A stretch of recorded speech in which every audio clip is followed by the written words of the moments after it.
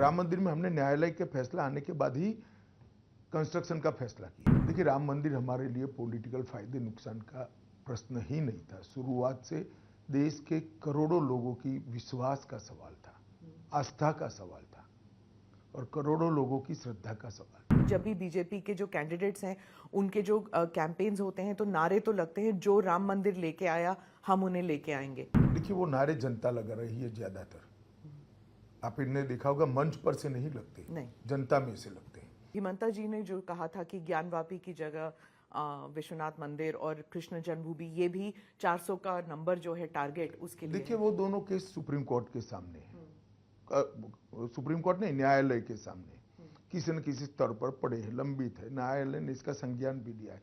इस पर मेरा कुछ भी कहना उचित नहीं होगा, क्योंकि जब न्यायालय एक डिस्प्यूट को सीज कर सुनवाई कर रहा है, मैं नहीं मानता किसी ने इसमें दखल करनी चाहिए। न्यायालय को अपना काम करने देना, जैसे राम मंदिर के लिए किया था। जी राम मंदिर में हमने न्यायालय के फैसला आने के बाद ही कंस्ट्रक्शन का फैसला किया है। वो आपका पॉलिटिकल डिसीजन, उसमें आपको पॉलिटिकल फायदा मिला कि नहीं मिला अब तक? देखिए, राम मंदिर हमारे लिए पॉलिटिकल फायदे नुकसान का प्रश्न ही नहीं था। शुरुआत से देश के करोड़ों लोगों की विश्वास का सवाल था, आस्था का सवाल था और करोड़ों लोगों की श्रद्धा का सवाल था। पर जब आपके सिर्फ आपके नहीं, जब भी बीजेपी के जो कैंडिडेट्स हैं उनके जो कैंपेन्स होते हैं तो नारे तो लगते हैं, जो राम मंदिर लेके आया हम उन्हें लेके आएंगे। देखिए, वो नारे जनता लगा रही है ज्यादातर। आप इन्हें देखा होगा, मंच पर से नहीं लगते, नहीं, जनता में से लगते हैं। तो जनता के नारे कोई पॉलिटिकल पार्टी लीडर या तो आप भी नहीं तय कर सकती, वो तो जनता ही लगाएगी। देश में डेमोक्रेसी है ना, इसलिए। परंतु मुद्दा तब बना इस इलेक्शन में राम मंदिर का कि जब प्राण प्रतिष्ठा हो रही थी, सभी राजनीतिक दलों को निमंत्रण भेजा गया। पूरे इंडिया अलायंस ने, एक घमंडिया गठबंधन ने प्राण प्रतिष्ठा का कार्यक्रम का बहिष्कार किया। और मेरा स्पष्ट आरोप है, जिसका जवाब उन लोग देते नहीं, कि इन्होंने अपनी माइनॉरिटी वोट बैंक के डर से वहां जाना मुनासिब नहीं समझा।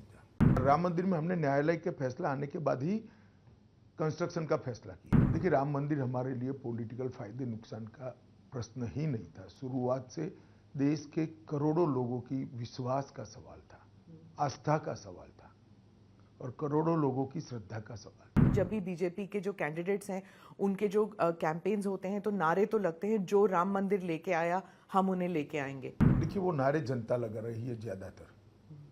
आप इन्हें देखा होगा, मंच पर से नहीं लगते, नहीं, जनता में से लगते हैं। हिमंता जी ने जो कहा था कि ज्ञानवापी की जगह विश्वनाथ मंदिर और कृष्ण जन्मभूमि, ये भी 400 का नंबर जो है टारगेट उसके लिए। देखिए, वो दोनों केस सुप्रीम कोर्ट के सामने है। सुप्रीम कोर्ट ने न्यायालय के सामने किसी न किसी स्तर पर पड़े हैं, लंबित है। न्यायालय ने इसका संज्ञान भी लिया है।